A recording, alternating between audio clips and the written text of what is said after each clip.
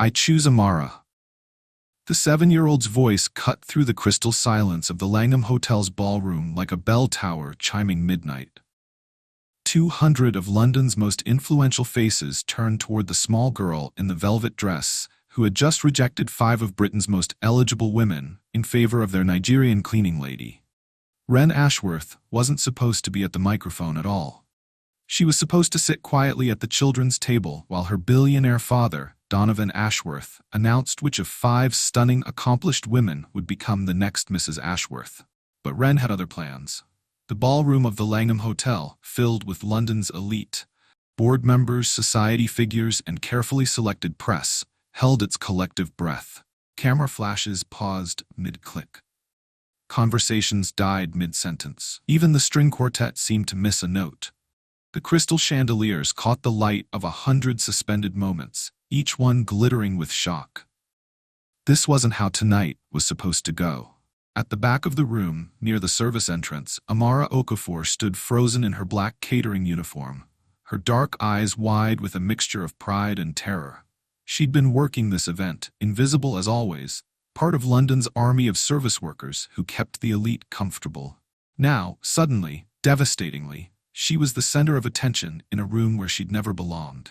The 5 women near the stage, Lady Penelope Fairchild in her Chanel gown, Dr. Serafina Cross in elegant navy, Cordelia Blackstone dripping in diamonds, Evangeline Torres with her perfect influencer smile, and Octavia Pemberton clutching her charity auction paddle, stood like beautiful statues, each one processing the reality that a 7-year-old had just publicly chosen the help over them. Donovan Ashworth gripped the podium as if it were the only thing keeping him upright. His perfectly tailored tuxedo couldn't hide the way his shoulders had gone rigid with shock. This was a man accustomed to controlling boardrooms, managing multi-million-pound deals, predicting market fluctuations. He was not accustomed to his daughter rewriting the script of his carefully orchestrated life. But to understand how we arrived at this moment, this collision between 2 worlds that were never supposed to meet, we need to go back to the night when everything changed for the Ashworth family. Have you ever seen a child's honesty completely shatter adult expectations? Stay with me, because Wren's story will challenge everything you think you know about family, class, and what really matters. Where are you watching from today? 18 months earlier, St. Margaret's Primary School was transformed into a winter wonderland for their annual Christmas pageant. The Victorian building's high ceilings were draped with silver garland, and the scent of mince pies mixed with pine filled the assembly hall. Parents clutched programs and mobile phones, ready to capture their children's moments of glory. 7-year-old Wren Ashworth stood backstage in her angel costume, white silk dress with gossamer wings that caught the light, a golden halo slightly askew on her dark curls. She peeked through the curtain at the audience, searching for her parents' faces in the sea of proud smiles. There, 3rd row center, Isabel Ashworth sat with her hands pressed together in delight, her auburn hair catching the warm stage lights. She wore the emerald green dress that Donovan had bought her for their anniversary, the one she saved for special occasions. Her face glowed with the kind of joy that only comes from watching your child about to shine. Beside her, Donovan's seat was empty. Again, places, angels, called Miss Harrison, the drama teacher, her voice barely containing her own excitement. Remember, project your voices, sing from your hearts. Wren took her position center stage as the curtain rose. The opening notes of Silent Night filled the hall, and she began to sing, her pure voice carrying across the hushed audience. Silent night, holy night, all is calm, all is bright. In the 3rd row, Isabel's face lit up like Christmas morning itself. She mouthed the words along with her daughter, tears of pride gathering in her eyes. This was the moment she'd been waiting for. Wren had been practicing for weeks, overcoming her stage fright to perform for the school. Just as Wren reached the 2nd verse, Donovan slipped in through the back doors, his phone pressed to his ear, his face tight with the concentration that meant a business crisis was unfolding. He found his seat just as Wren's voice soared. "Sleep in heavenly peace." And then it happened. Isabel's hand flew to her chest, her mouth opened in a silent gasp. The program fluttered from her fingers as she pitched forward, her body convulsing once before going terrifyingly still. "Isabel!" Donovan's voice cut through the children's singing like a blade. His phone clattered to the floor as he caught his wife's falling form. "Someone call an ambulance." The hall erupted in chaos. Parents screamed. Children on stage stopped singing, their young voices trailing off in confusion. From her position center stage, Ren watched in horror as adults surrounded her mother, as her father's face transformed from annoyance to panic to something that looked like the end of the world. "Mummy?" Ren's small voice was lost in the commotion. She took a step forward, her angel wings trembling. "Mummy." The paramedics arrived within minutes, but it felt like hours. Ren stood frozen on the stage in her angel costume, watching them work over her mother's still form. The other children were led away by teachers, but no one thought to move Ren. She remained there, a small figure in white, as her world collapsed around her. At Royal London Hospital, Ren sat in the waiting room still wearing her angel costume, her halo now bent and forgotten on the plastic chair beside her. The wings had been carefully removed by a kind nurse, but the white dress was wrinkled and stained with tears she couldn't stop shedding. Donovan paced the corridor, his tuxedo jacket abandoned, his white shirt rolled up at the sleeves. He'd aged 10 years in 2 hours. His phone buzzed constantly. Business associates, board members, people who needed decisions made. He ignored them all. "Daddy," Ren whispered when he finally sat beside her. "Is Mommy gonna be okay?" Donovan looked down at his daughter, this small person who was his entire heart walking around outside his body, and realized he didn't know how to answer. The doctors had used words like massive cardiac arrest and extensive damage and very unlikely. But how do you translate medical terminology into something a 7-year-old can understand? "The doctors are doing everything they can, sweetheart," he said finally, pulling her onto his lap. She smelled like the strawberry shampoo Isabel used for her hair, like the vanilla perfume that clung to all their clothes. "Mommy is very sick." "But she was fine this morning," Ren insisted, her small hands fisting in his shirt. "She helped me practice my song. She said I was going to be the best angel in the whole pageant." Donovan closed his eyes, remembering Isabel humming "Silent Night" as she braided Ren's hair that morning. The way she'd kissed both their foreheads and whispered, "Break a leg, my little angel." The way she'd looked so alive, so vibrantly present, just hours before her heart decided to stop beating. At 11:47 p.m., the doctor emerged from the intensive care unit with the expression that meant families were about to be destroyed. Donovan knew before the words were spoken. He'd seen that look in business meetings when deals fell through, when companies collapsed, when the unthinkable became inevitable. "I'm so sorry, Mr. Ashworth. We did everything we could." Ren was asleep in his arms, exhausted from hours of worry and confusion. She didn't hear the words that changed everything. She didn't see her father's face crumble. She didn't witness the moment when their family of 3 became a family of 2. She woke up the next morning in their Mayfair penthouse, still in her angel dress, to find her father sitting by her bed with eyes so red and hollow that she knew without being told that Mummy wasn't coming home. "Daddy?" she whispered, her voice hoarse from crying in her sleep. "Yes, sweetheart?" "Is Mummy with the other angels now?" Donovan couldn't speak. He just nodded and pulled her close, breathing in the scent of her hair, holding on to the only piece of his heart he had left. That was the last day Ren ever sang. The funeral was a blur of black suits and hollow condolences. Ren sat in the front pew of St. James's Piccadilly, wearing a navy dress that Isabel had bought her for Easter, her small hand clutching a single white rose. She listened to strangers talk about her mother's kindness, her charity work, her devoted love for her family. They spoke of Isabel in past tense, as if she'd become a story rather than a person. When the vicar asked if anyone had words to share, Ren stood up. The church fell silent as this small figure in navy blue walked to the pulpit that was far too tall for her. Donovan moved to help her, but she shook her head with the dignity of someone who knew this was something she had to do alone. "My mummy," Ren said, her voice carrying clearly through the nave, "used to sing to me every night before bed. She sang all wrong. Daddy always said she couldn't carry a tune to save her life, But I loved it because it was hers. She paused, looking out at the sea of adult faces. She said singing was just another way of saying, I love you, without using words. Wren's voice wavered, but she continued. Everyone wants me to sing for her today. They say it would be beautiful. They say she'd want me to. She shook her head, her dark curls catching the light streaming through the stained glass windows. But I can't. If singing is how you say, I love you without words, and she can't hear me anymore, then I don't want to sing to anyone else. Ever. She stepped down from the pulpit and walked back to her seat, leaving 200 adults in stunned silence. Even the vicar seemed at a loss for words. That night, as Donovan tucked Wren into bed, she asked the question that would haunt them both.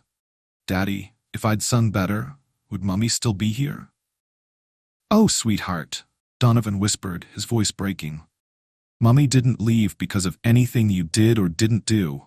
Sometimes people's hearts just stop working and there's nothing anyone can do about it. But I was supposed to be her angel, Wren said, tears soaking into her pillow. Angels are supposed to protect people. Donovan lay beside his daughter that night, listening to her quiet sobs, understanding with devastating clarity that he had no idea how to help her heal from this. He was a man who solved problems with strategy and resources. But grief, he was learning, couldn't be acquired or managed. It could only be endured. In the months that followed, their Mayfair penthouse became a beautiful mausoleum. Isabel's coffee cup remained on the kitchen windowsill where she used to read the Sunday papers. Her books were still scattered across the nightstand, bookmarked at pages she'd never finish. Her perfume lingered in the walk-in closet, where her clothes hung like ghosts of a life interrupted. Donovan threw himself into work with the desperate fervor of a drowning man. Ashworth Digital Solutions expanded into 3 new markets. Meetings that once ended at 6 now stretched until midnight. His phone became an extension of his hand, constantly buzzing with deals and decisions that required his immediate attention. Wren adapted the way children do, by retreating inward. She stopped asking when Daddy would be home. She stopped chattering about school friends and playground adventures. Her laughter, once as constant as breathing, became a sound so rare that when it did emerge, it startled them both. The nannies came and went, Mrs. Patterson, who organized Wren's schedule with military precision, but couldn't coax a genuine smile. Miss Emma, who spoke in the cheerful tones of someone following a child psychology textbook. Dr. Williams, a grief counselor who used words like processing and healthy coping mechanisms that sounded hollow in their too quiet home. But grief, they both discovered, doesn't follow schedules or respond to professional intervention. It comes in waves, sometimes gentle lapping that you can navigate, sometimes tsunamis that knock you breathless and leave you wondering if you'll ever find solid ground again. 18 months after the Christmas pageant that changed everything, Donovan Ashworth was a man who had everything money could buy and nothing that his heart actually needed. And his daughter was a little girl who had stopped believing in angels because the one who mattered most hadn't been able to stay. It was a Tuesday morning in March when Amara Okafor first walked into the Ashworth penthouse, carrying a supplies caddy that had seen better days and wearing the navy uniform of Pristine Properties Cleaning Service. The agency had told her this was a high-profile client. Be punctual, be thorough, be invisible. What they hadn't mentioned was that she'd be cleaning a shrine. The Mayfair penthouse was magnificent in the way that only old money and new success could create. Floor-to-ceiling windows offered views of Hyde Park that probably cost more per square foot than most people's entire homes. Persian rugs covered gleaming hardwood floors. Original artwork lined the walls, pieces Amara recognized from her art history classes at university, back when she'd planned to be a teacher before life redirected her toward nursing. But despite all its beauty, the flat felt frozen in time. A woman's reading glasses sat beside an unfinished crossword puzzle. A coffee cup, washed but never put away, waited by a window where someone used to sit. Family photos lined the mantelpiece. A beautiful woman with auburn hair, a serious man in expensive suits, and a little girl whose smile could light up rooms. Past tense. Everything here was past tense. Amara had been cleaning houses for 8 months now, ever since losing her nursing license, and she'd learned to read the stories that families left behind. This one whispered of profound loss, of a family torn apart by sudden tragedy. She was dusting the sitting room when she heard it. A soft sound that didn't belong in the morning quiet of an empty penthouse. Someone was crying. Following the sound, Amara found herself outside a bedroom door that was painted with clouds and decorated with a nameplate reading, Ren. The crying was coming from inside, muffled but heartbroken, in the way that only children's tears can be. Amara hesitated. The agency had been clear. Don't engage with family members unnecessarily. Don't overstep boundaries. Maintain professional distance. But 32 years on Earth and 5 years of single motherhood had taught her something that no employee handbook could override. When a child is in pain, you help. She knocked softly. Hello? Are you all right in there? The crying stopped abruptly. After a moment, a small voice said, You're not supposed to be here. Daddy's at work, and Mrs. Patterson went to get groceries. I'm Amara, she said gently through the door. I'm here to clean the flat, but I heard someone crying, and I wanted to make sure you're okay. Silence stretched for so long that Amara wondered if the child had hidden under her bed. Then, slowly, the door crept open to reveal a small girl with dark curls and eyes that held far too much sadness for someone so young. I'm Ren, she whispered, clutching a sketchbook against her chest like armor. I'm not supposed to be home. I was supposed to go to school, but... She gestured vaguely at her rumpled school uniform, her tear-stained face. Amara knelt down so they were eye-level, the way she used to do with young patients at Great Ormond Street Hospital. Sometimes we have days when we just can't manage the things we're supposed to do, she said softly. That doesn't make us bad people. It just makes us human. Mrs. Patterson will be angry if she finds out I didn't go to school, Ren said, her lower lip trembling. She says I need routine and structure, and that Daddy's counting on her to keep me on track. Well, Amara said, settling cross-legged on the floor, Mrs. Patterson isn't here right now, is she? And sometimes we all need a day to just be sad without anyone trying to fix it. Would you like to tell me what's making you cry? Ren studied Amara's face with the intense scrutiny that children use when deciding whether an adult can be trusted. She must have found something reassuring there, because she sank down onto the floor beside her, still clutching her sketchbook. Today is Mummy's birthday, she said in a voice so quiet, Amara had to lean closer to hear her. She would have been 36. Mrs. Patterson made special breakfast and talked about celebrating Mummy's life and making it a happy day. But I don't want it to be happy. I want it to be sad, because Mummy's not here to have birthdays anymore. Amara felt her heart break for this small person who was being asked to perform happiness she didn't feel. You know what? She said. I think it's perfectly okay to be sad on your Mummy's birthday. In fact, I think being sad means you love her very much. Happy and sad aren't opposites. They're just different ways of missing someone. Ren's eyes widened. No adult had ever told her it was okay to be sad before. Everyone, from the grief counselors to the well-meaning friends to the rotating nannies, had been focused on helping her feel better, move on, find closure. No one had simply accepted that sometimes feeling terrible was exactly the right response to terrible circumstances. Can I tell you about her? Ren asked, opening her sketchbook to reveal page after page of drawings.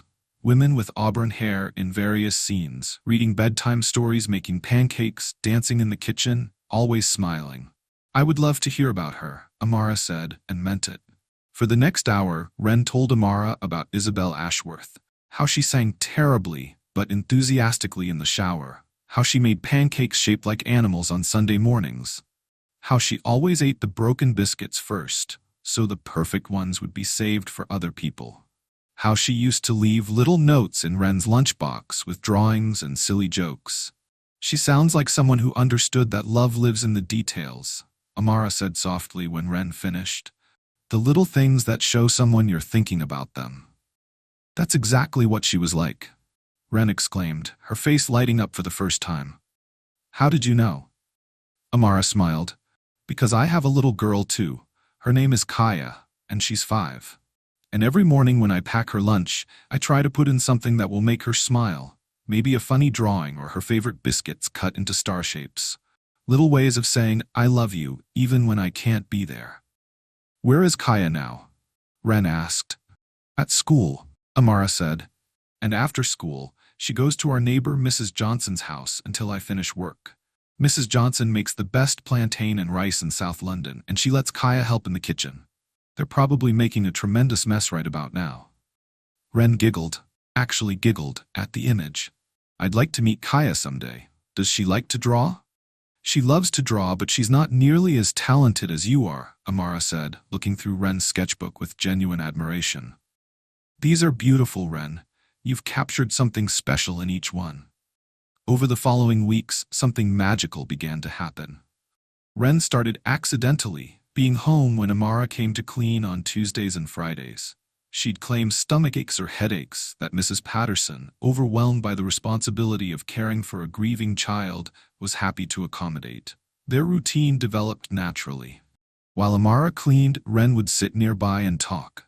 She'd share stories about her mother, ask questions about Amara's life, and slowly, so slowly that neither of them quite realized it was happening, begin to heal. Amara never tried to replace Isabel's memory or rush Ren through her grief. Instead, she created space for all of Ren's feelings, the anger, the sadness, the guilt, the occasional moments of joy that would catch them both by surprise. One Tuesday in April, while Amara was cleaning Isabel's closet, a task that had taken her 3 attempts because Ren couldn't bear to have her mother's things disturbed, Ren had a panic attack triggered by the lingering scent of Isabel's perfume. Amara found her hyperventilating on the closet floor, gasping for air between sobs. Without hesitation, she sat down beside her and began breathing exercises she'd learned during her nursing training. Breathe with me, sweetheart, she said calmly. In for 4 counts. 1, 2, 3, 4. Hold for 4. 1, 2, 3, 4. Out for 4. 1, 2, 3, 4. That's it. You're safe. I'm here. As Ren's breathing steadied, Amara held her close. Your mummy's love didn't go anywhere when she went to heaven, she said softly, smoothing Ren's dark curls. It just changed addresses. Now it lives right here in your heart, where no one can ever take it away. But it hurts so much, Ren whispered against Amara's shoulder. Missing her hurts so much I can't breathe sometimes. I know, darling. I know. But you know what? That hurt means the love is still there. If you stopped missing her, that would mean the love was gone. And I don't think that's ever going to happen, do you? Ren shook her head, clinging to Amara like a life raft in stormy seas. So we'll carry the hurt together with the love, Amara continued. Some days it will feel lighter, and some days it will feel heavier. But we'll never have to carry it alone. That afternoon, Ren helped Amara organize Isabel's jewelry box, touching each piece and sharing the memories attached to them. The pearl earrings Daddy gave her for their first anniversary. The vintage brooch that belonged to Grandmama. The simple wedding band that Isabel never took off, even when her fingers swelled during pregnancy. Would you like to keep something of hers close to you? Amara asked gently. Something small that could be just yours? Ren selected a delicate silver chain with a small heart pendant.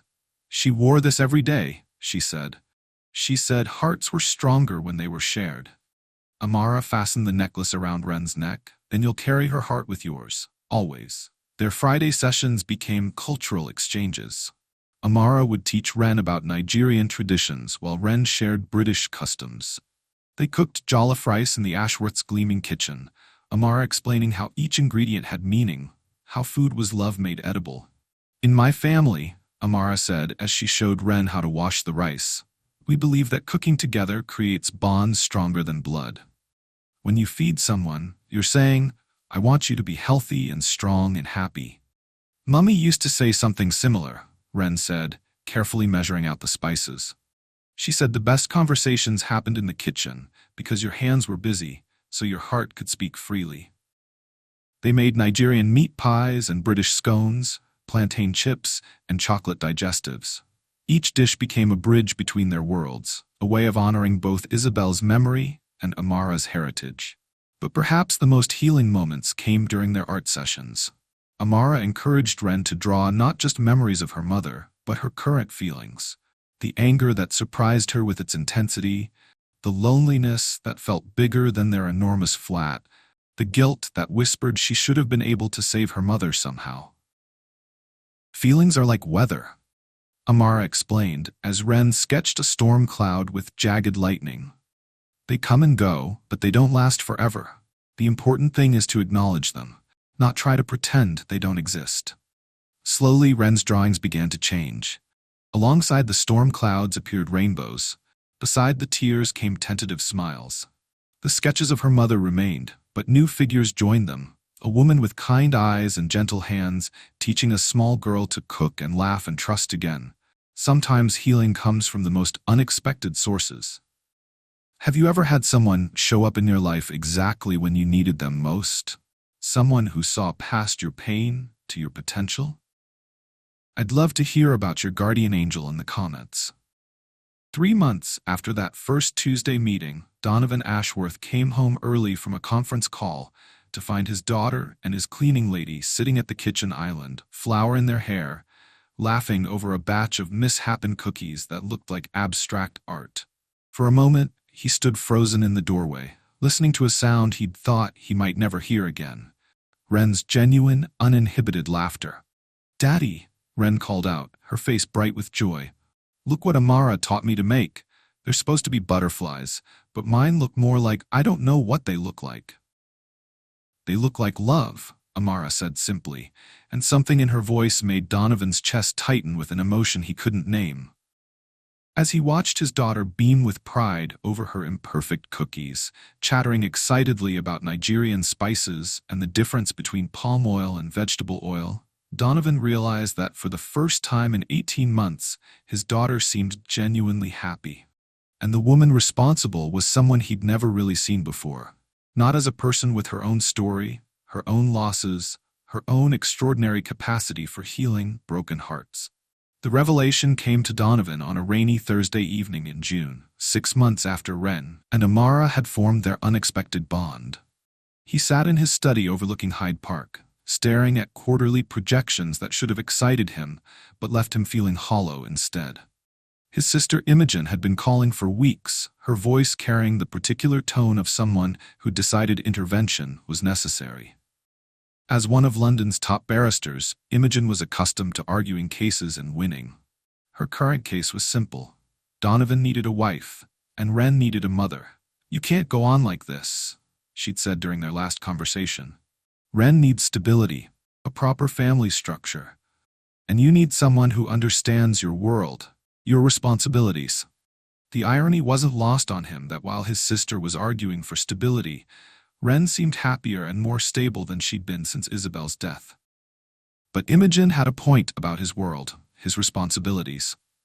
There were charity galas to attend, business dinners to host, a social position to maintain. Ren was approaching an age where she'd noticed the absence of a mother figure more acutely. That's how he found himself sitting across from Vivienne Sterling in her Mayfair office the following week, watching her arrange photographs of 5 exceptional women like she was dealing cards in a high-stakes game. Vivienne Sterling was London's most exclusive matchmaker, the woman who'd arranged marriages between tech moguls and European nobility, investment bankers, and titled aristocrats. Her success rate was legendary, her client list carefully guarded, her fees astronomical. "Mr. Ashworth," she said, her voice carrying the cultured tones of someone who'd never doubted her place in the world, "finding a suitable partner for a man of your position requires strategic consideration. We're not simply matching personalities, we're aligning legacies, combining social capital, creating partnerships that will benefit both parties and their children for generations." She slid the leather portfolio across her mahogany desk. 5 photographs smiled up at him, each woman more accomplished and beautiful than the last. "These candidates have been thoroughly vetted," Vivienne continued, her manicured finger tapping each photo in turn. "Each brings her own success, her own network, her own ability to enhance the Ashworth brand. More importantly, each has expressed genuine interest in motherhood and family building within your particular social sphere." Donovan studied the faces, trying to imagine any of them reading bedtime stories to Ren or teaching her to make butterfly cookies. They were beautiful, successful, perfect on paper. Everything Isabel hadn't needed to be because she'd simply been herself. "The process is straightforward," Vivienne explained. "Formal interviews here in my office, followed by structured social interactions and, most importantly, supervised visits with your daughter. Ren's comfort and adjustment are paramount, of course. Of course, Donovan nodded, though something in his chest felt tight. And if she doesn't connect with any of them? Vivian's smile was practiced, reassuring in the way that only came from years of managing wealthy people's expectations. Children are remarkably adaptable, Mr. Ashworth. With proper guidance and patience, these relationships flourish. After all, we're dealing with extraordinary women who understand the importance of family dynamics and social responsibility. The first candidate was Lady Penelope Fairchild, whose bloodline could be traced back to the Norman Conquest, and whose art galleries in Mayfair and Chelsea were fixtures of London's cultural scene. At 42, she moved through the world with the fluid confidence of someone who'd never questioned her right to be anywhere. "Family, Mr. Ashworth," she said, settling into the leather chair across from him with practiced grace, "is rather like curating a collection. It requires an eye for quality, an understanding of how pieces complement each other, and the patience to build something truly magnificent over time." She spoke about boarding schools in Switzerland, cultural exchanges in Florence, and the importance of exposing children to proper influences from an early age. Her own childhood had been spent between the family estate in the Cotswolds and their London townhouse, raised by a succession of governesses who'd instilled in her the values of discretion, excellence, and noblesse oblige. "Your daughter would benefit enormously from exposure to the finer things," Penelope continued, accepting the tea Vivian's assistant offered with the unconscious entitlement of someone accustomed to being served. "Art, music, literature, languages. I could provide introductions to the finest tutors, arrange private viewings at the world's great museums, ensure she develops the cultural sophistication that will serve her well in society." When Donovan asked about her personal experience with children, Penelope's smile never wavered. "I've been patron of several children's charities for over a decade. I understand what young minds need to flourish: structure, refinement, and exposure to excellence in all its forms." Dr. Serafina Cross presented an entirely different proposition. As one of London's most renowned cardiac surgeons, she understood loss in ways that most people couldn't fathom. At 35, she'd devoted her life to saving hearts that others had given up on, working 18-hour days in pursuit of medical miracles. "I won't insult your intelligence by pretending I understand what you and Ren have endured," she said, her voice carrying the quiet authority of someone accustomed to delivering life-changing news. "But I do understand that healing, whether physical or emotional, requires patience, skill, and the courage to believe in recovery even when the prognosis seems impossible." Serafina spoke about the children she'd treated, the families she'd helped navigate unimaginable crises, the delicate balance between hope and realism that defined her profession. Her own parents had died in a car accident when she was 15, leaving her to raise her younger brother while completing her medical studies. "Loss teaches resilience," she said simply. "It also teaches us not to take anything for granted. I could provide Ren with stability, intellectual stimulation, and perhaps most importantly, an understanding that love doesn't diminish when it's shared with new people." Cordelia Blackstone brought a different energy entirely. As head of European operations for Goldman Sachs, she navigated the financial world with shark-like precision, managing portfolios worth billions while maintaining a social calendar that would exhaust most people. Her recent divorce from a hedge fund manager had been handled with the same strategic thinking she applied to market analysis. "Marriage," she said, crossing her legs and accepting the espresso Vivian offered, "is ultimately a merger. Two entities combining resources, talents, and networks to create something stronger than either could achieve independently.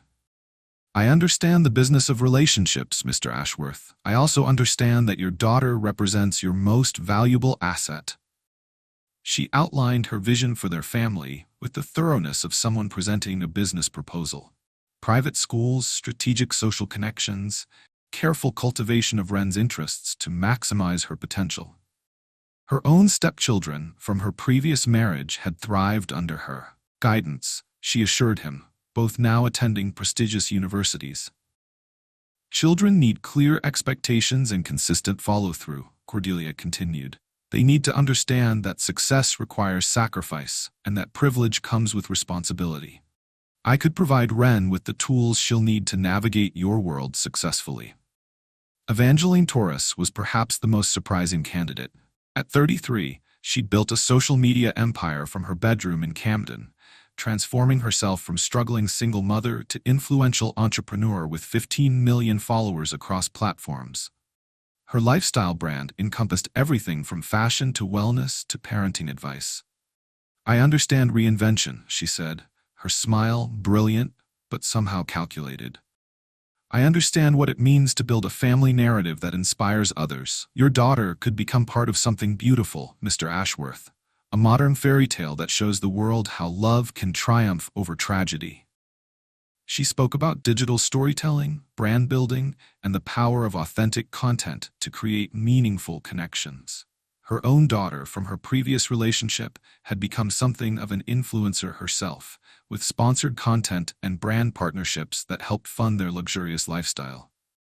Family is content now, Evangeline explained, scrolling through carefully curated photos on her phone. Every moment becomes part of your story. Every experience becomes something to share. Wren could inspire millions of people with her journey from loss to love. The final candidate was Octavia Pemberton, whose approach to philanthropy had transformed the landscape of children's charity work in London. At 41, she'd never married or had children of her own, but her devotion to vulnerable young people was legendary. She sat on the boards of 12 different charities and had personally funded the construction of 3 schools in developing countries. Children, she said, her voice warm with genuine affection, are not projects to be managed or problems to be solved. They are complete human beings who deserve to be seen, heard, and cherished for exactly who they are. Your daughter has experienced profound loss, Mr. Ashworth. She doesn't need to be fixed. She needs to be loved. Octavia spoke about the children she'd worked with over the years, the resilience she'd witnessed, the healing power of consistent, patient love. Her own childhood had been spent in foster care after her parents' deaths, moving between homes that ranged from loving to neglectful to actively harmful. I know what it feels like to long for stability, for someone who chooses you not because they have to, but because they want to, she said. I could provide Wren with that kind of security. Not just financial or social, but emotional. The knowledge that she is precious simply because she exists. Each woman was remarkable in her own way. Each brought something valuable to the table. Cultural refinement, professional success, strategic thinking, modern sensibilities, compassionate experience. Each seemed genuinely interested in becoming part of his family, not just securing a wealthy husband. So why did Donovan feel like he was shopping for a business partner rather than choosing a mother for his daughter? The answer came to him later that evening as he sat in his study, reviewing the women's portfolios while London settled into twilight outside his windows. Each candidate had spoken about Wren as if she were a problem to be solved, a project to be managed, a small person who needed to be shaped into something more suitable for their world. None of them had asked what Wren needed. None of them had wondered what Wren wanted. None of them had seemed particularly interested in Wren as she actually was. A 7-year-old girl who'd experienced devastating loss and was still figuring out how to exist in a world without her mother. But he'd committed to the process now. The interviews were complete, and Vivienne was arranging the supervised visits that would allow each candidate to spend time with Wren in carefully controlled settings. Surely, one of these exceptional women would prove to be the missing piece his family needed. He didn't know that 18 floors below, Amara was finishing her evening shift at the building's catering service, preparing for the event that would change everything.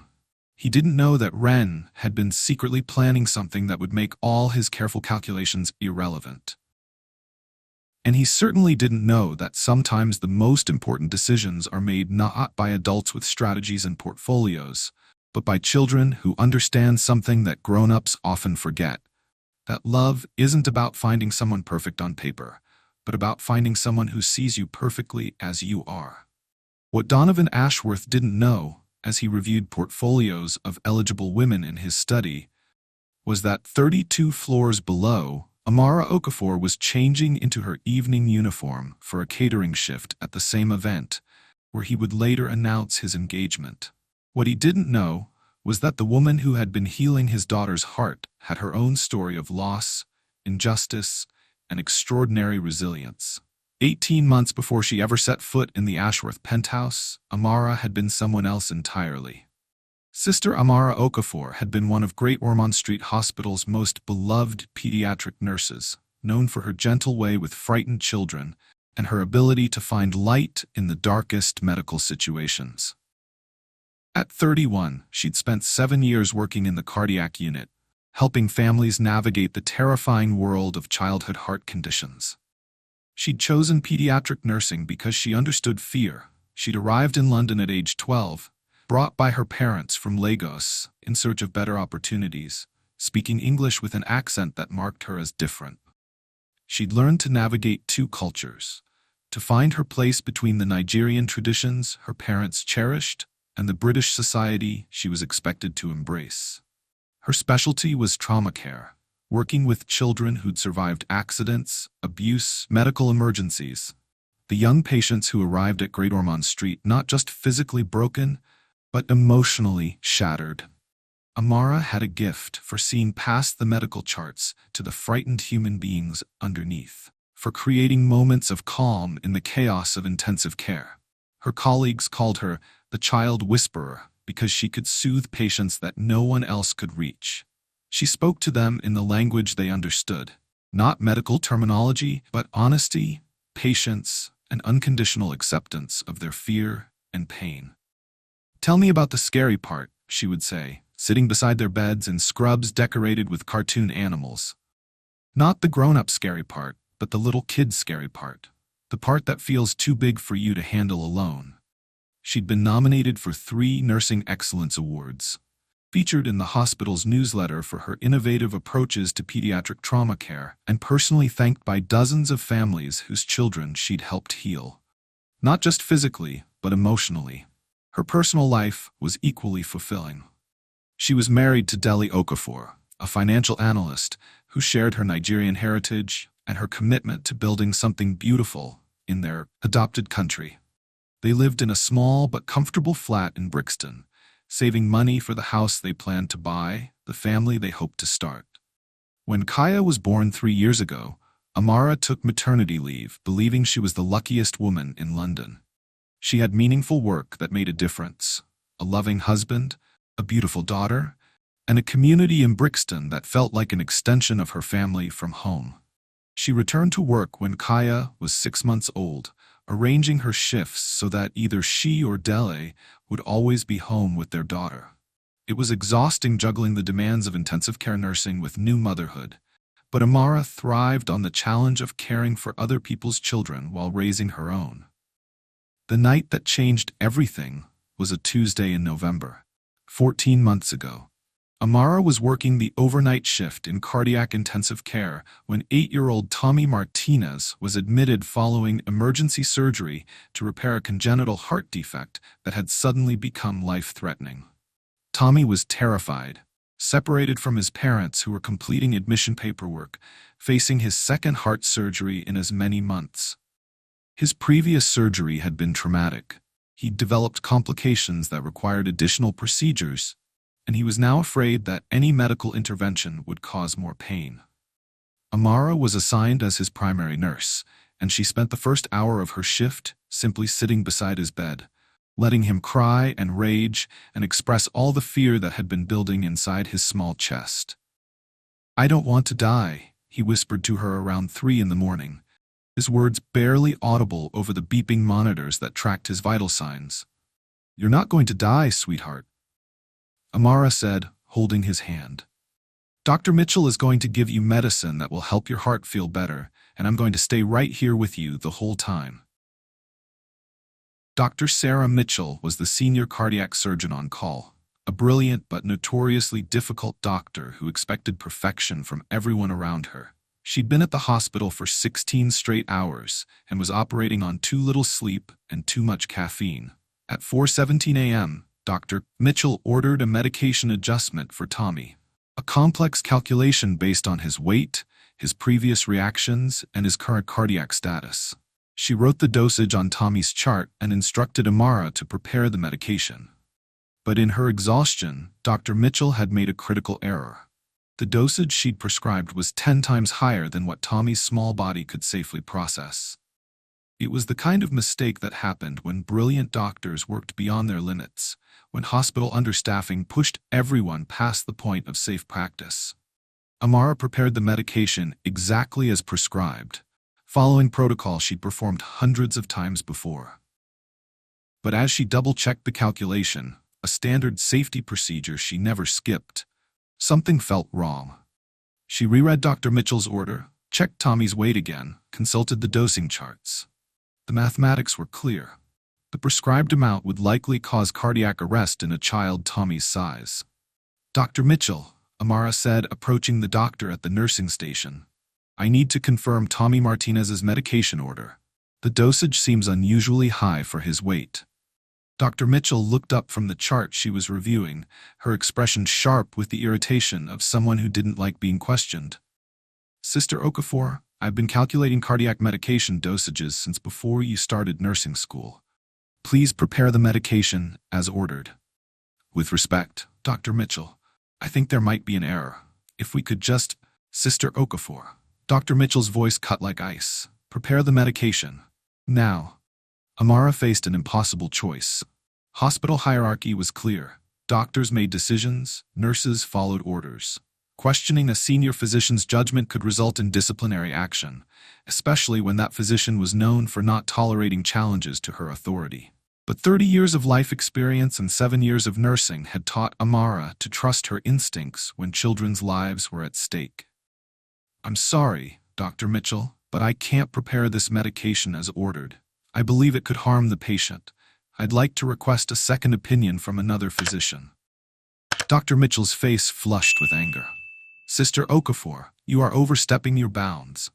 Prepare the medication immediately, or I'll file a report with the nursing supervisor for insubordination." Amara stood her ground. "Then please file your report, Dr. Mitchell, but I won't give this child a medication that I believe could kill him." The standoff lasted nearly 10 minutes, with Dr. Mitchell growing increasingly angry and Amara remaining quietly firm. Finally, Dr. Mitchell called for a second opinion from Dr. James Wright, the head of cardiac surgery. Dr. Wright reviewed Tommy's chart and confirmed what Amara had suspected. The prescribed dosage was dangerously high. Dr. Mitchell had made an error that could have been fatal. "Good catch, Sister Okafor," Dr. Wright said quietly. "Tommy's lucky you were paying attention." Dr. Mitchell said nothing, but the look she gave Amara promised consequences. Tommy received the correct medication and recovered beautifully from his surgery. His parents sent Amara a card calling her their son's guardian angel. Tommy himself drew her a picture of a nurse with wings, standing beside a boy with a repaired heart.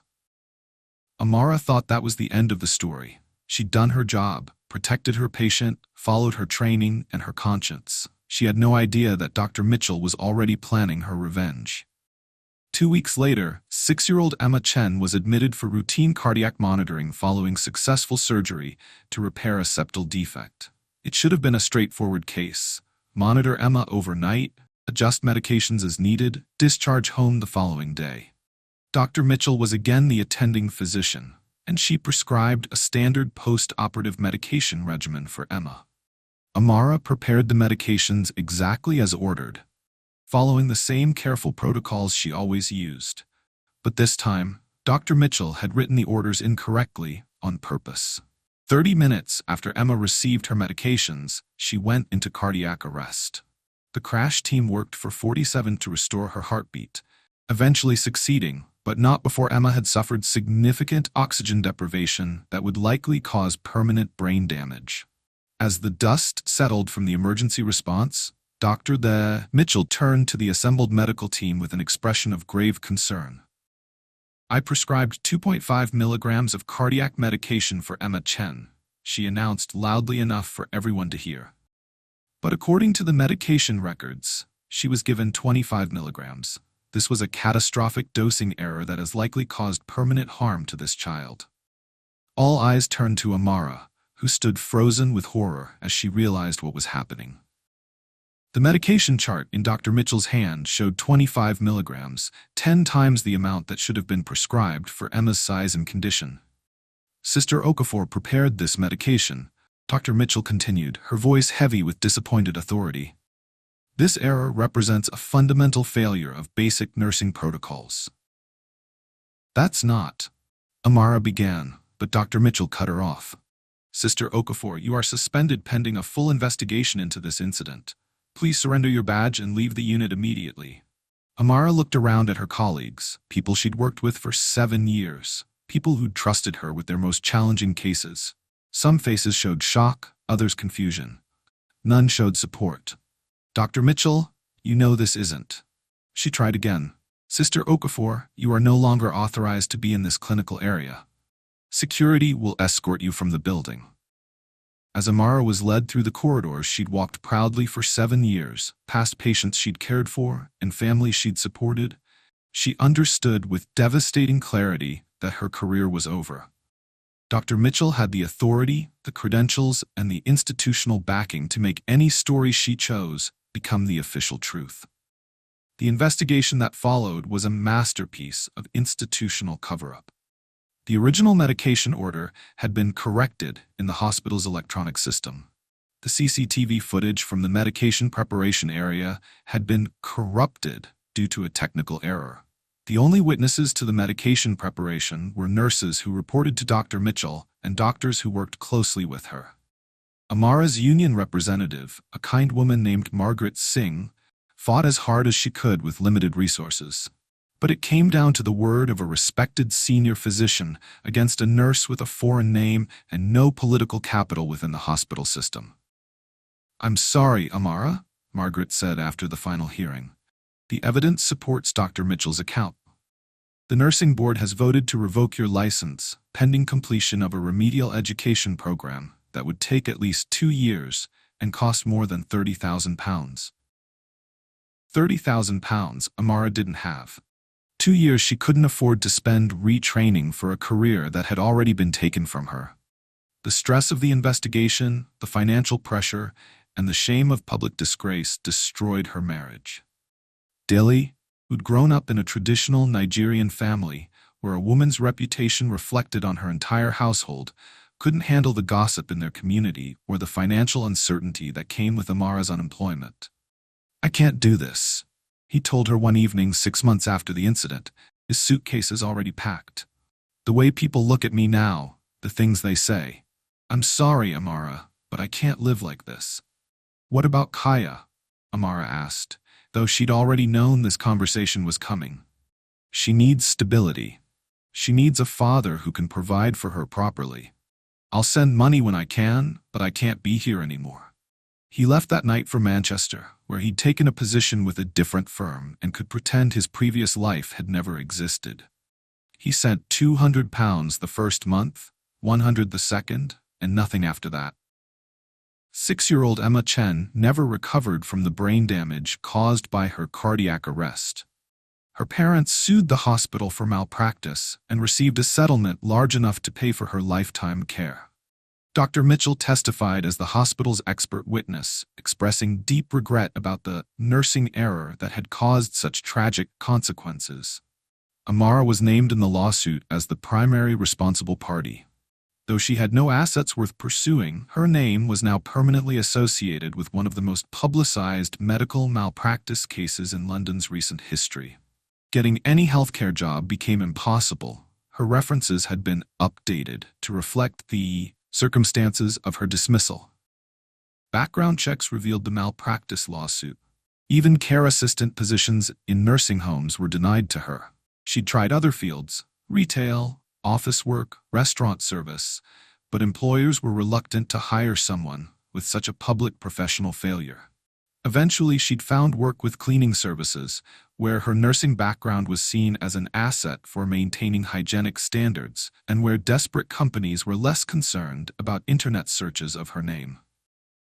Now she worked 3 jobs to support herself and Kaya in their small Brixton flat. Cleaning office buildings in the early mornings, catering shifts for events in the evenings, and weekend domestic work for families who could afford help. It was honest work, but it paid a fraction of her nursing salary and used none of the skills she'd spent years developing. The hardest part wasn't the physical exhaustion or the financial strain.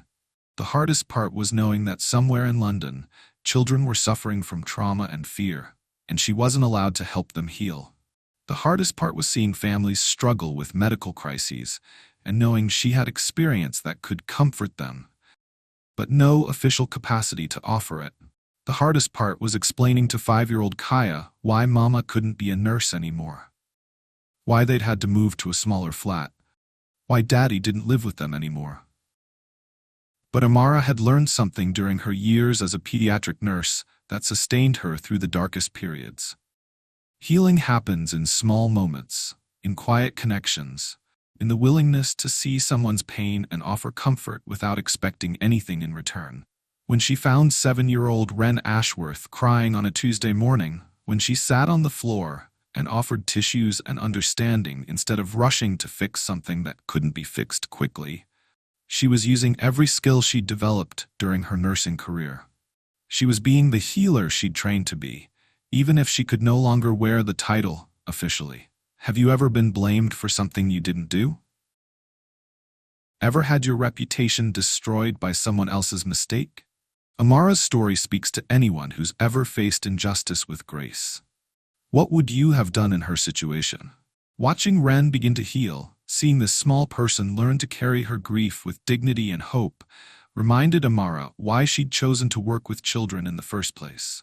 Not for the official recognition or the professional status, but for the privilege of witnessing the remarkable resilience of young hearts learning to trust again.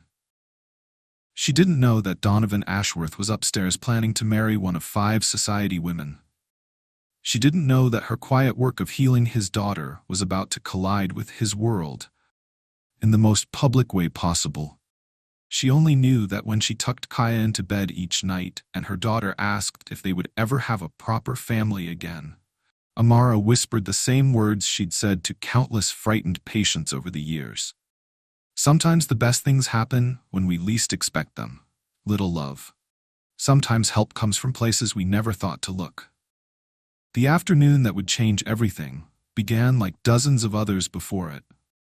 Wren sat in Hyde Park with Octavia Pemberton, the final candidate on her father's carefully curated list, watching families enjoy the late September sunshine while fighting the familiar weight of performing happiness she didn't feel. Octavia was different from the other women, and Wren recognized this even through her 7-year-old filter of the adult world. Where Lady Penelope had spoken about cultural refinement and Dr. Serafina had focused on intellectual stimulation, Octavia simply sat beside her on the park bench and asked, "What's your favorite thing about this place?" "The carousel," Wren said automatically, then realized it was true. Before her mother died, Sunday afternoons in Hyde Park had always included carousel rides, with Isabel waving from the sidelines and calling out encouragements as Wren went round and round on the painted horses. "Would you like to ride it?" Octavia asked gently. "I could watch from here, or I could ride with you if you'd prefer company." Wren studied Octavia's face, looking for the signs of adult agenda that she'd learned to recognize in the other candidates. But Octavia seemed genuinely interested in what Wren wanted, not what would make the best impression or create the most suitable bonding experience. "Could you ride with me?" Wren asked quietly. "I haven't been on it since Mummy went to heaven. I'm a little scared to go alone." They chose horses side by side, Octavia helping Wren settle into her seat before climbing onto the adjacent mount with a grace that suggested she'd done this before, probably with other children who needed patient companions for frightening firsts. As the carousel began to turn, its cheerful music filling the air with familiar melodies, Wren felt something crack open in her chest. Not the sharp pain of grief that usually accompanied memories of her mother, but something softer, a bittersweet recognition that joy and sadness could exist in the same moment. "She used to wave at me from right there," Wren said, pointing to the spot where Isabel had always stood, her phone out to capture videos of her daughter's delight. "Tell me about those times," Octavia said, her voice carrying easily over the music. What did she say when you got off? How did she make you feel? For the next 20 minutes, as they went round and round on painted horses, Wren found herself sharing memories she'd kept locked away for months. How Isabel would ask for a detailed report of every horse's personality. How she'd insist they visit the duck pond afterward to share the news of their adventure with the waterfowl. How she'd always buy hot chocolate from the same vendor, even in summer, because she said celebration required something warm and sweet. Your mummy sounds like someone who understood that the ordinary moments are actually the most magical ones, Octavia said as they dismounted from the carousel. Those are the ones we remember longest, aren't they? The simple traditions that make us feel loved and seen. Wren nodded, surprised to find that talking about her mother felt different with Octavia. Less like explaining a loss, and more like sharing a treasure. They were walking toward the duck pond, continuing their conversation about Isabel's peculiar theories about waterfowl psychology, when the autumn afternoon took an unexpected turn. A nearby carousel, one of the smaller ones that operated closer to the playground, began playing Silent Night. It was only September, too early for Christmas music, but the operator had apparently loaded the wrong melody into his music box. The first few notes hit Wren like a physical blow. Her steps faltered as the familiar melody wrapped around her chest, squeezing until she couldn't breathe. She was 7 years old again, standing on a school stage in an angel costume, watching her mother collapse in the audience while Christmas carols played in the background. Wren? Octavia's voice seemed to come from very far away. Wren, sweetheart, what's wrong? But Wren couldn't answer. Her lungs had forgotten how to work. Her heart was beating so fast it felt like hummingbird wings against her ribs. The park around her began to blur and spin, the faces of strangers becoming threatening shapes in her peripheral vision. She was having a panic attack, something that hadn't happened in weeks, not since she started spending time with Amara, who'd taught her breathing exercises and coping strategies that usually worked. But the combination of the carousel memories and the Christmas music had overwhelmed every defense she'd built. I need to go, she gasped, pulling away from Octavia's gentle hands. I need to go home. Now. Of course, darling. Let me call your father, or we can. No. The word came out sharper than Wren intended, but the thought of explaining this moment to her father, of seeing the worry and helplessness return to his eyes, was unbearable. Not Daddy. Please, not Daddy. Without waiting for Octavia's response, Wren ran. She ran through Hyde Park toward home, her chest burning with the effort of moving air through lungs that had forgotten their function. She ran past the nanny pushing expensive prams and the business people taking afternoon calls on park benches. She ran toward the only place that felt safe when the world became too much to bear. But when she reached the imposing glass and steel tower where she lived, where her father commanded boardrooms and made decisions that affected thousands of people, Wren realized she didn't want to go upstairs to their penthouse. She didn't want to sit in rooms that still smelled like her mother's perfume and pretend she was okay when every breath felt like swallowing glass. Instead, she slipped into the building's service areas, the network of corridors and utility rooms that kept the tower running but remained invisible to its wealthy residents. She discovered these spaces during previous escape attempts, finding comfort in the quiet efficiency of the building's hidden infrastructure. In the laundry room on the 15th floor, surrounded by the gentle hum of washers and dryers, Wren finally collapsed. She sat on the concrete floor between two industrial machines and let herself cry with the abandon that only came when she was sure no one could see her fall apart. She cried for her mother, who would never again wave from carousel sidelines or buy unnecessary hot chocolate or create magic from ordinary moments. She cried for her father, who tried so hard to give her everything except the one thing she actually needed. She cried for herself, for being 7 years old and carrying grief that felt bigger than her entire body. That's where Amara found her. Amara was working a catering shift for the building's event management company, helping to set up for what she'd heard was an important engagement party on the 42nd floor. She'd been taking linens to the service elevator when she heard the crying echoing from the laundry room. For a moment, she stood in the corridor listening, her heart recognizing the particular sound of a child in distress. Her nursing instincts, dormant for months but never truly silenced, kicked in immediately. She found Ren curled up between the washing machines, her school uniform wrinkled and tear-stained, her face flushed with the exhaustion that followed panic attacks. "Oh, sweetheart," Amara said, setting down her linens and kneeling beside Ren without hesitation. "What are you doing down here? What's happened?" Ren looked up through her tears and saw the face that had become her anchor over the past months. The woman who'd taught her that grief and love could coexist, who'd shown her that healing didn't mean forgetting, who'd created space for all her feelings without trying to rush her through them. "Amara," she sobbed, launching herself into the familiar comfort of arms that had held her through previous storms. "I couldn't breathe. The music started and I couldn't breathe and I ran away from Miss Octavia, and I don't want Daddy to choose someone new because what if she tries to make me forget Mummy completely?" Amara held her close, feeling the small body shake with exhaustion and overwhelm. This was the panic attack she'd been expecting for weeks, the emotional overflow that came when children pushed themselves too hard to be okay for the adults around them. "Breathe with me, my darling," she said, using the technique that had worked so many times before. "In for 4, 1, 2, 3, 4. Hold for 4, 1, 2, 3, 4. Out for 4, 1, 2, 3, 4. That's it, you're safe. I'm here." As Ren's breathing steadied, Amara continued to hold her, rocking slightly the way she did with Kaya when bad dreams made sleep impossible. "I don't want someone who's trying to be my mum," Ren said when she could speak again, her words muffled against Amara's shoulder. "I want someone who already loves me for who I am. I want someone who doesn't make me pretend I'm not sad sometimes. I want you." The words hit Amara like lightning, illuminating something she'd been trying not to acknowledge for months. She'd fallen in love with this small person, this brave child who carried her grief with such dignity. And maybe, though she'd hardly dared to admit it even to herself, she'd fallen in love with the idea of being part of the Ashworth family's healing. But love, Amara had learned, wasn't enough to bridge the gap between their worlds.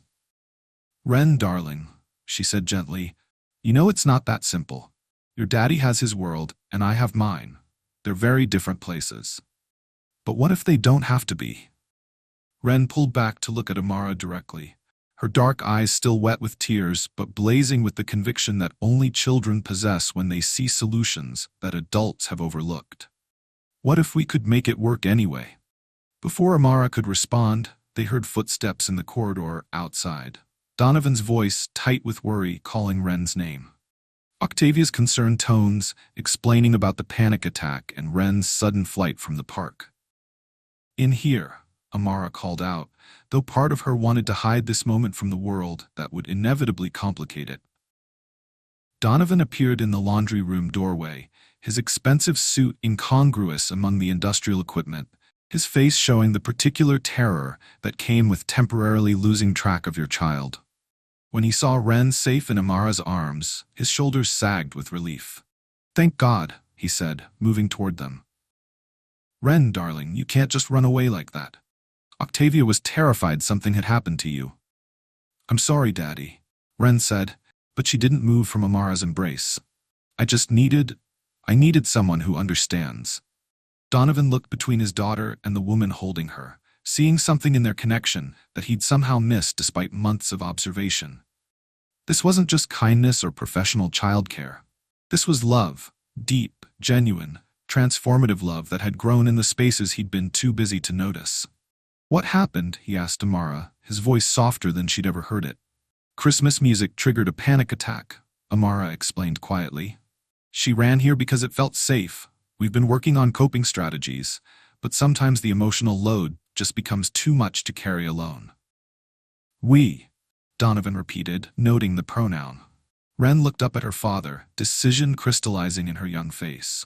"Daddy, I need to tell you something. And I need you to really listen. Not just wait for me to be finished so you can explain why I'm wrong." The seriousness in her voice made Donovan sit down on an overturned laundry basket, bringing himself to her eye level despite the undignified surroundings. "I'm listening, sweetheart. Really listening.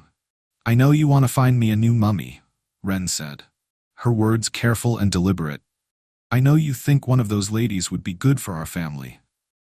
But Daddy, I already found someone who loves me exactly the way I am. Someone who doesn't try to fix me or change me or make me be happy when I need to be sad. Someone who helped me remember that Mummy's love didn't disappear when she went to heaven. It just changed addresses." She gestured toward Amara, who was listening with the expression of someone watching a train wreck in slow motion. "Amara already takes care of me, Daddy. She already knows how to make me feel better when I'm scared. She already loves me enough to sit on floors and hold me when I cry. Why can't she be my new mummy?"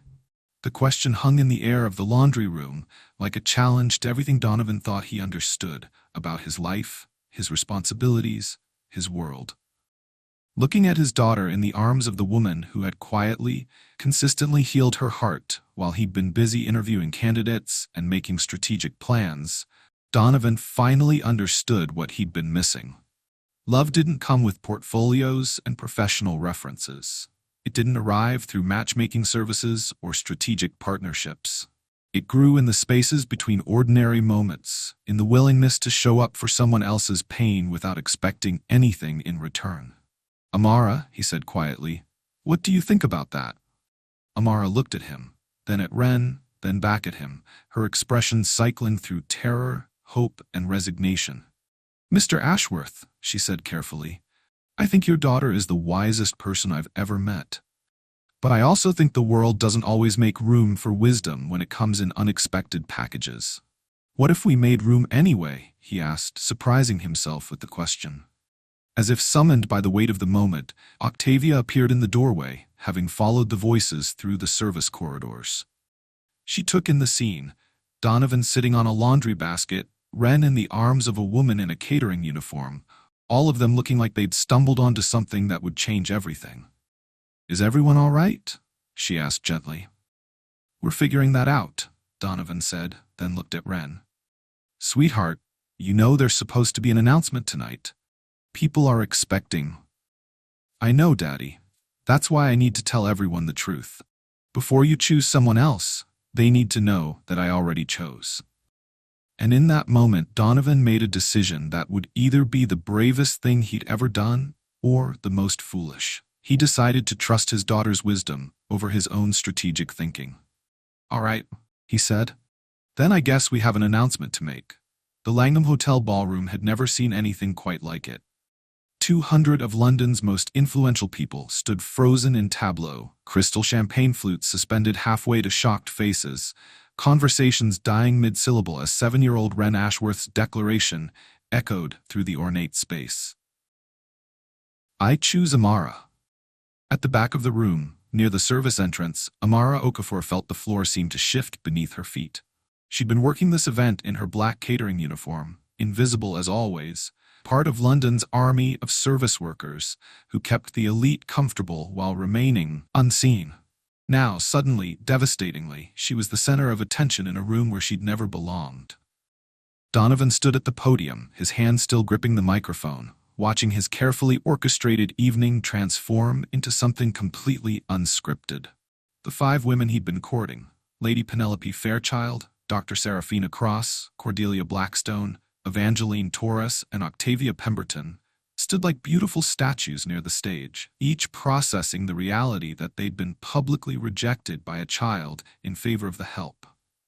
Camera flashes began popping like small explosions. Society reporters frantically scribbled notes. The string quartet actually did miss several notes as they tried to process what they'd just witnessed. "Daddy," Ren continued, her young voice carrying clearly through the silence, "I know you wanted me to choose one of the nice ladies you found. But I already found someone who loves me just the way I am." She looked directly at Amara, who stood frozen near the exit, every instinct screaming at her to run before this situation became even more impossible to explain. "Miss Amara teaches me about butterfly wings and jollof rice and how storms make the air smell cleaner," Ren said, warming to her topic with the confidence of someone who'd finally found her voice. She doesn't try to fix me when I'm sad about Mummy. She just sits with me and lets me be sad until I'm ready to be something else." A murmur rippled through the crowd, part shock, part curiosity, part the particular fascination that came with witnessing social conventions being shattered in real time. "She works in our building," Ren continued, oblivious to the chaos she was creating. "And she has a little girl named Kaya who's almost 6, and they live in Brixton where they know all their neighbors and help people when they need help and make the best meat pies in South London." Lord Pemberton leaned toward his wife and whispered loudly enough for several people to hear. "Did she say Brixton? Good God." Amara's cheeks burned with embarrassment, but also with something else. Pride. Despite the impossible circumstances, despite the humiliation of having her personal life exposed to London society, she felt proud of the small person who was defending their friendship with such fierce loyalty.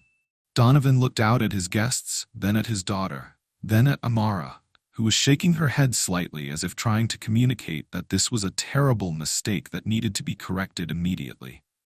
But as he watched Ren's face, bright with hope and determination, and the kind of courage that only came from absolute certainty, Donovan realized something profound. His daughter had never looked more like Isabel than she did in this moment, standing up for someone she loved, regardless of social consequences. "Ladies and gentlemen," he said, his voice carrying across the stunned ballroom, "my daughter has made her choice, and I've learned over the past few months that her judgment is considerably better than mine." The ballroom erupted. Society matrons gasped audibly. Business associates pulled out their phones to capture the social upset of the decade. The 5 rejected candidates stood in various states of shock, and in some cases, indignation. "This is preposterous," Lady Penelope declared, her refined voice cutting through the noise.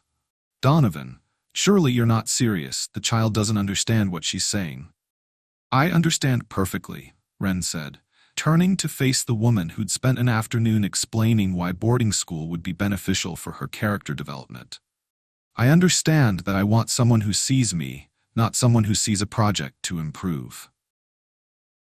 Dr. Serafina Cross, ever the professional, stepped forward with the calm demeanor she used in medical crises.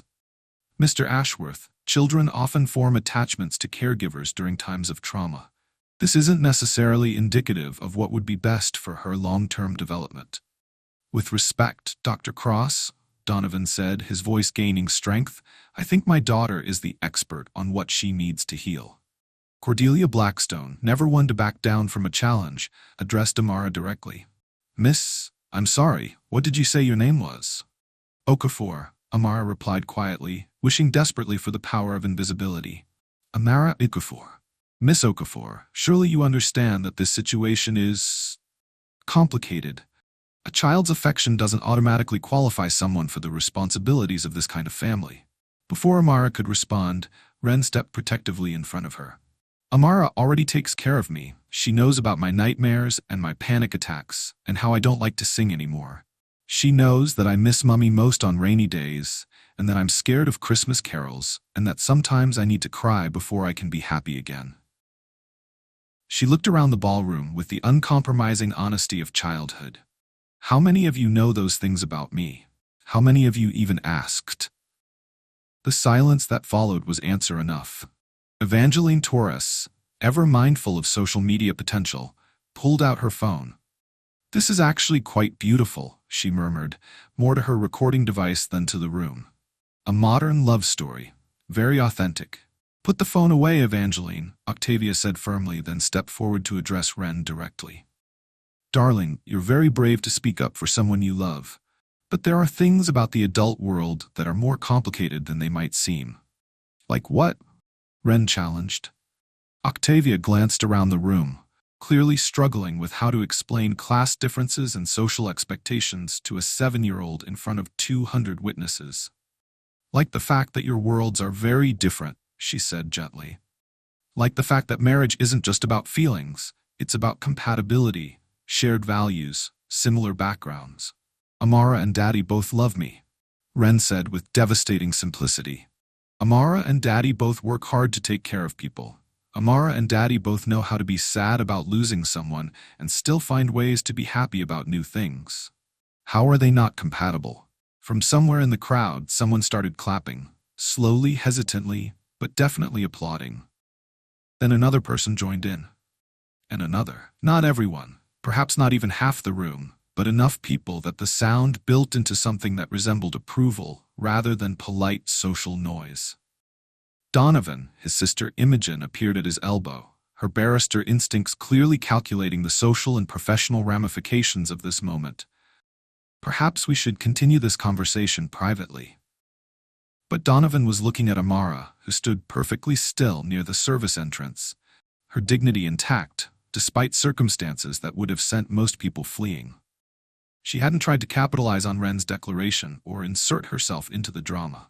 She'd simply stood there, accepting whatever consequences would come from a situation she'd never sought to create. "Amara," he said, his voice carrying across the ballroom, "what do you think about all this?" Every face in the room turned toward her. Cameras focused.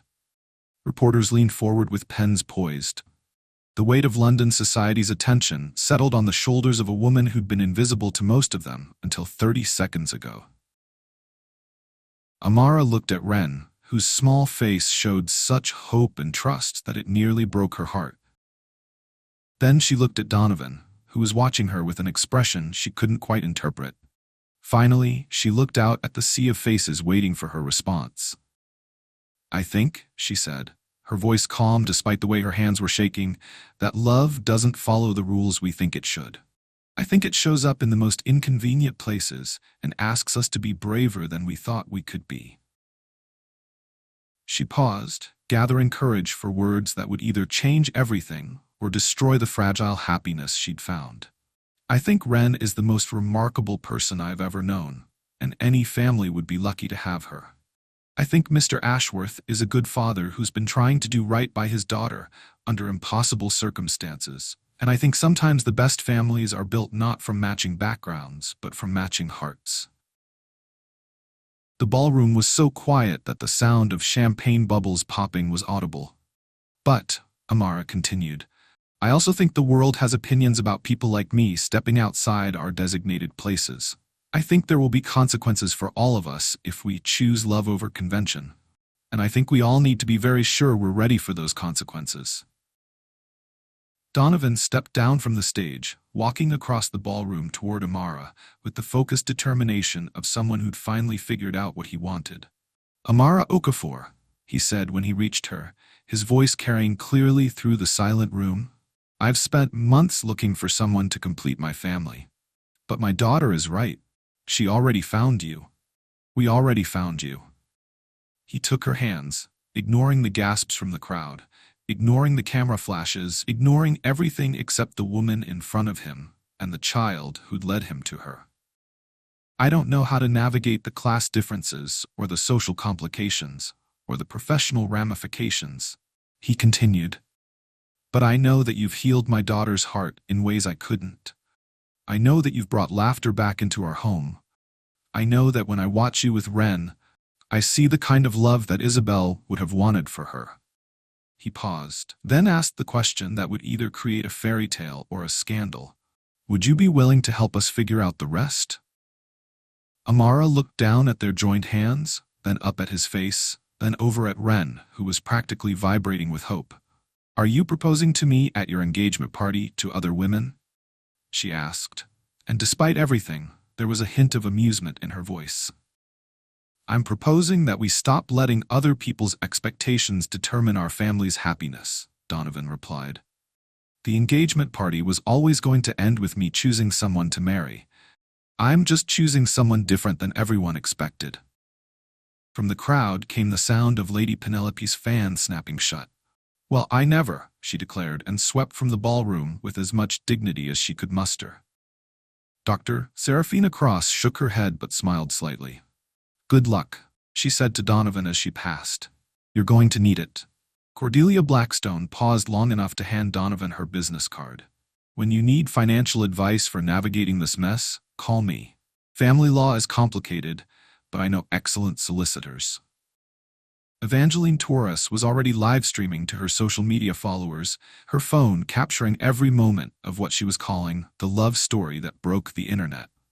But it was Octavia Pemberton who surprised everyone by walking over to Ren and kneeling down to her level. "You did a very brave thing tonight," she said softly. "Following your heart when everyone expected you to follow rules is the hardest kind of courage. I'm proud of you." Then she stood and addressed Amara directly. "I've worked with enough children to recognize genuine maternal instinct when I see it. Ren is lucky to have you, but more than that, you're lucky to have each other." As the ballroom slowly emptied, some guests leaving in indignation, others in fascination, most in complete bewilderment, the unlikely family of three stood together near the service entrance where it had all began. "So," Amara said, looking around at the crystal chandeliers and marble floors and elaborate floral arrangements, "what happens now?" "Now," Donovan said, "we go home and figure out how to explain to Kaya that she's about to become a big sister to someone who's actually older than she is." Ren giggled, the first truly carefree sound she'd made all evening. "Can we have pancakes for dinner? The kind Amara taught me to make with the special spices?" "We can have anything you want for dinner," Donovan said, lifting his daughter into his arms. "We can have jollof rice and Nigerian meat pies and British digestive biscuits and whatever else makes this feel like family." As they left the ballroom together, Amara walking beside Donovan, who carried a sleepy but victorious Ren, none of them noticed the society photographer who captured their exit. The image would run on the front page of 3 London newspapers the next morning. A billionaire CEO, his young daughter, and the woman who'd changed everything, walking into an uncertain but hopeful future. The headlines would be less kind.